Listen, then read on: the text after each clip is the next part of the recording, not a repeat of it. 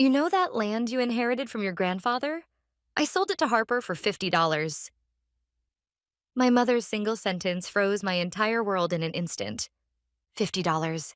The land for which I had paid the property taxes every single year for the past 10 years, and into which I had invested in surveys and soil testing. The land where my husband Mason and I had reworked the plans dozens of times to build a home for our children, our dream place, was worth only that? The beginning of everything was just a few hours earlier, during what had seemed like a picture perfect Thanksgiving dinner. Mom, this is the best dinner ever. I smiled at my mother as I stood beside my father, who was carving the perfectly roasted turkey. The table was filled with dishes prepared just for this day, and the fire in the fireplace cast a warm glow over the room. No one yet knew that this peaceful moment was merely the calm before the storm. Yes, it truly is. Having everyone together is what makes it perfect. My mother said that with a smile, but for a moment that smile seemed to flicker with a shadow. The dining table was wrapped in a warm, friendly atmosphere, but I did not miss my mother exchanging a meaningful glance with my sister Harper, who sat beside her. Something was wrong. A small alarm began ringing in the corner of my mind.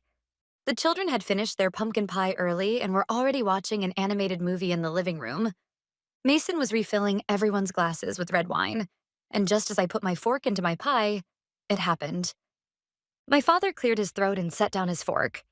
The atmosphere in the room shifted sharply. I have some wonderful news for all of you today. News? Mason asked back. My father nodded with satisfaction and looked toward Harper. It's about Harper. She's going to start a new business. And as her family, we want to support her new beginning. My mother continued. Haley, do you remember the 2-acre piece of land you inherited from your grandfather? We decided to give that land to Harper. For an instant, I couldn't understand what she was saying. My hand holding the wine glass froze. Give it to her? What do you mean? My voice was so thin and cold that it surprised even me. To be precise, we sold it. My mother said this without the slightest hint of guilt.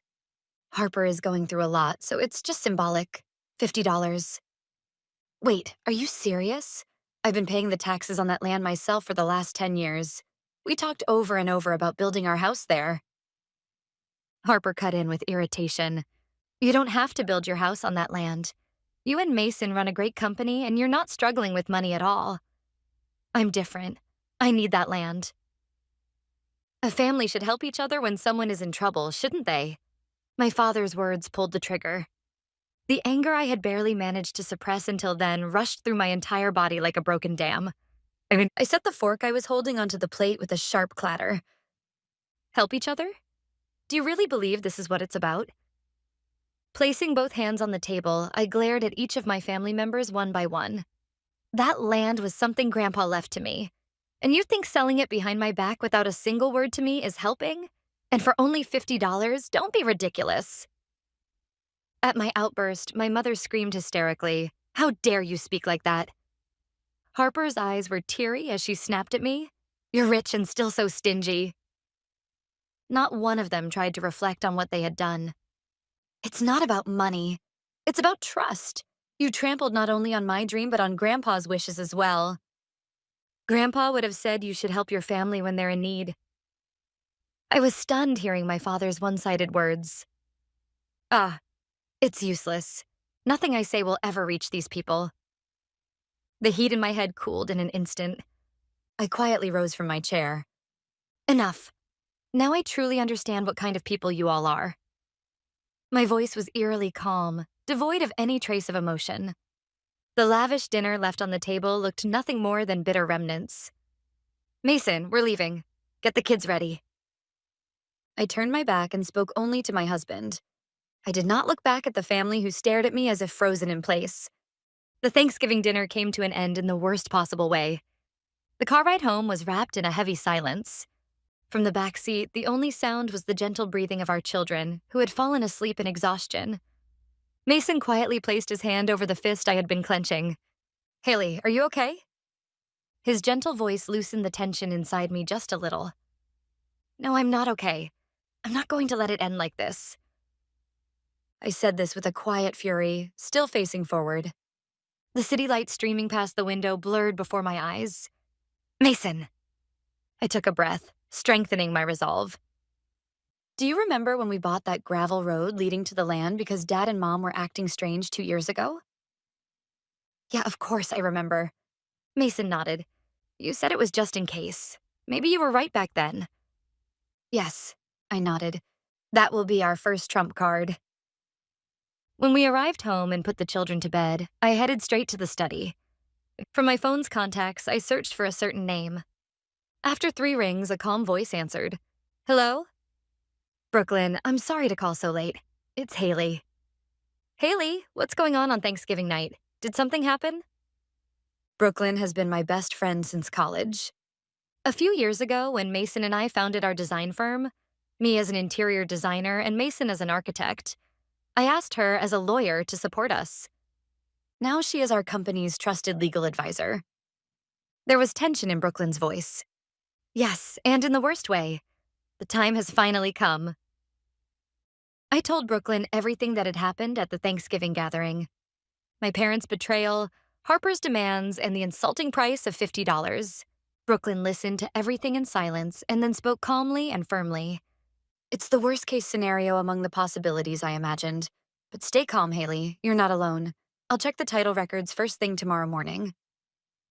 I nodded quietly at her words. Around that time, Harper was probably smiling at her phone screen. A new post had appeared on her Instagram, alongside a cheerful caption, starting a new business, making my dream come true in the best location. #Airbnb, #girlboss, #loving nature, was a photo of that land. In the comments, ignorant of the situation, her friends wrote innocent congratulations, like, congrats. The next day, Brooklyn contacted me as promised. Her voice was calm and filled with certainty, completely different from last night. Haley, just as expected, the land is still jointly owned by you and your father. Without your notarized signature, any sales contract they claim to have made is nothing more than a piece of scrap paper. Legally, it means absolutely nothing. I felt relief wash over me at Brooklyn's report. I see. Thank you. What should we do next? This situation works overwhelmingly in our favor. As for our next move, I'll send a certified letter to clearly state our position. We will notify them that the sales contract is invalid, and that the private road leading to the land is solely owned by you and unauthorized passage is prohibited. That will be our first jab. Give me a few days to prepare. Yes, please do. I won't hold back anymore. Brooklyn responded firmly to my resolve. All right. By the way, I checked Harper's Instagram. That could serve as undeniable evidence of unlicensed business activity, so I'll preserve everything. You don't need to worry about anything. Just stand tall. A week had passed since Thanksgiving when my phone rang. It was Brooklyn. Everything is ready, Haley. I have sent the certified letters to your parents and Harper's addresses. They should arrive by tomorrow. Thank you, Brooklyn. This is finally the starting line. Yes, the ball is in their court now. Let's see how they react. The following afternoon, my mother called with a frantic, almost desperate force. The moment I answered, a piercing scream hit my ears. Haley, what on earth are you thinking? We got a letter from a lawyer. Are you planning to sue us? There shouldn't be a single word about suing, Mom. We simply notified you of the legal facts. I replied calmly. Legal facts? It says things like the sales contract is invalid and the ownership of the access road belongs to Haley. All this nonsense. This is intimidation. From the other end, I could hear my father's panicked voice. Calm down for a moment. How am I supposed to calm down? My mother screamed. We're family, aren't we? And yet you treat us like strangers. You're the ones who started treating me like a stranger. My mother was left speechless at my cold remark. In that moment of silence, Harper's voice suddenly burst in from the other end of the line. You're so mean, Haley. Do you hate seeing me happy that much? I've already taken the reservation money. What am I supposed to do now? Reservation money? So Brooklyn was right. She had already acted on her plan. Harper, do you even understand what you're doing? Did you get the proper permits for that business plan? Shut up. It has nothing to do with you. Just withdraw that stupid letter right now. If you don't, I'll cut ties with the family. She hung up the phone violently after screaming her ultimatum. I let out a long breath and immediately called Brooklyn. Just as we expected, And we got something important: reservation money. Harper is already collecting payments. She is? That could qualify as a serious act of fraud. I bit my lip at her words. Harper was already stepping over the line of the law. Did she even understand the weight of the crimes she was starting to commit? For the next few days, there was no contact at all from my parents or Harper, and an eerie silence settled in, as if the calm before a storm. But there was no way they had given up. While staying in touch with Brooklyn, we carefully watched for their next move. A few days after sending the certified letter, Brooklyn sent me a video file. "Haley, look, this was recorded this morning." When I opened the file, the familiar entrance to the gravel road came into view. There, a pickup truck driven by Harper's boyfriend appeared, ignoring the warning signs as it entered the property. In the truck bed were stakes and ropes, construction materials. Harper was in the passenger seat. Unbelievable. They're completely ignoring the warning. Beside me, Mason stared at the screen with a grim expression. "Yeah, this is clear trespassing. It's undeniable evidence. Brooklyn was right. Installing that camera just in case was the right move." "Yes, but still, they would actually go this far?" My voice trembled with anger.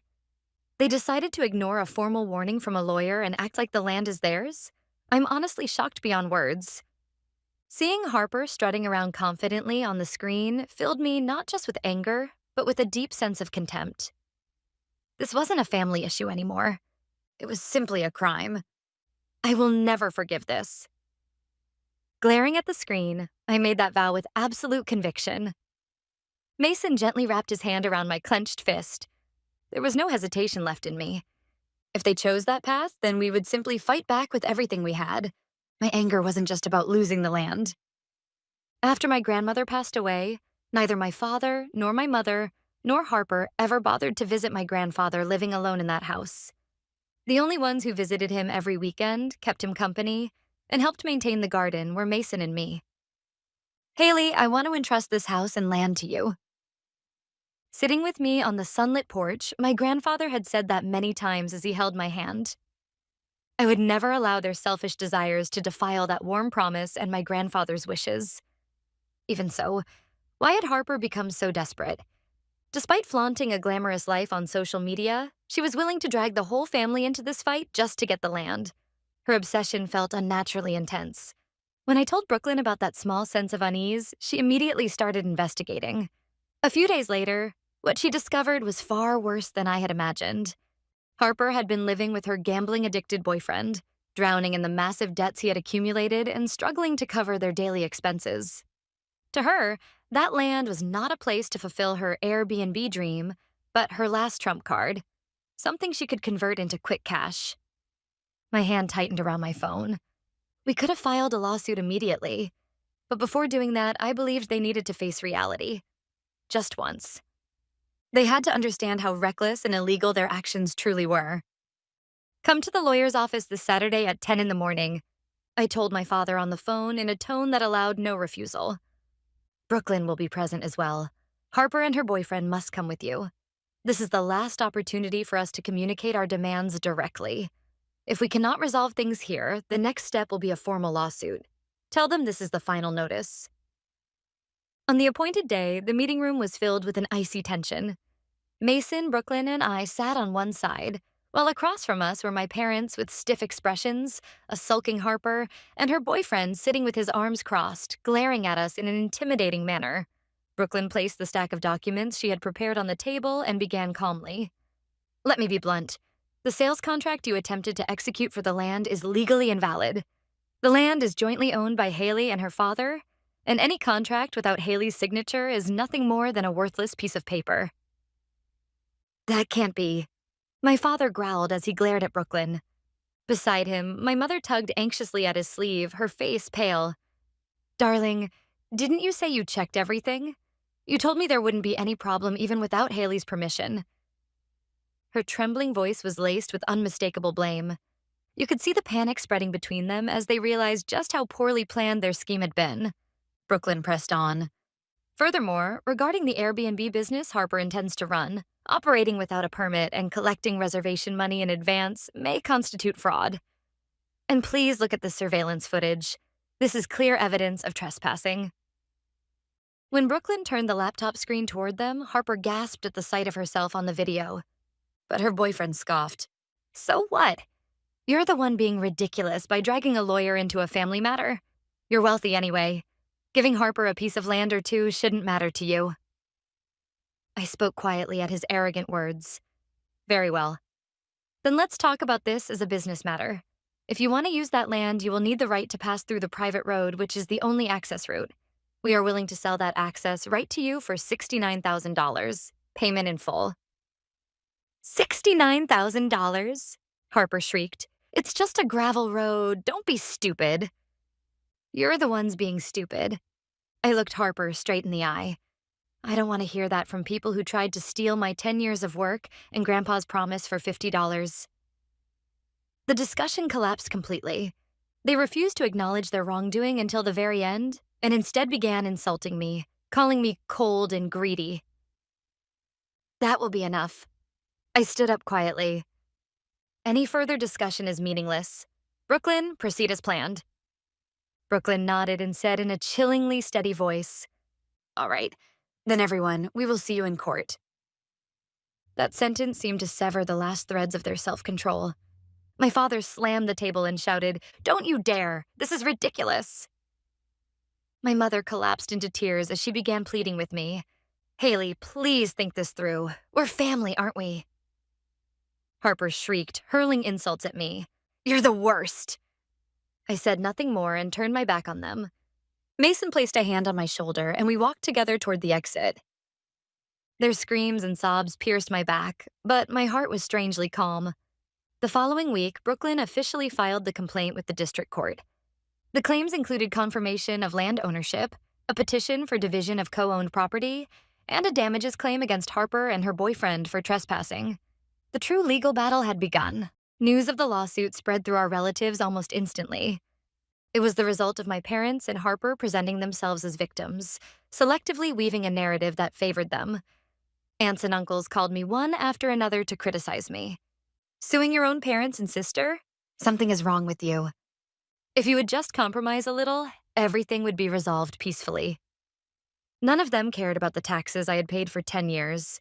To them, I was nothing more than a cold, successful woman who disrupts family harmony. Pay them no mind, Haley. Brooklyn said this while flipping through a mountain of documents. They're speaking from emotion.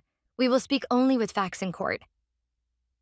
A few weeks later, a written answer arrived from the opposing side's attorney. The contents were so absurd they made me feel more stunned than angry. It claimed that Harper had sought business advice from her kind older sister, Haley, only for Haley to refuse help out of jealousy and impose unreasonable demands.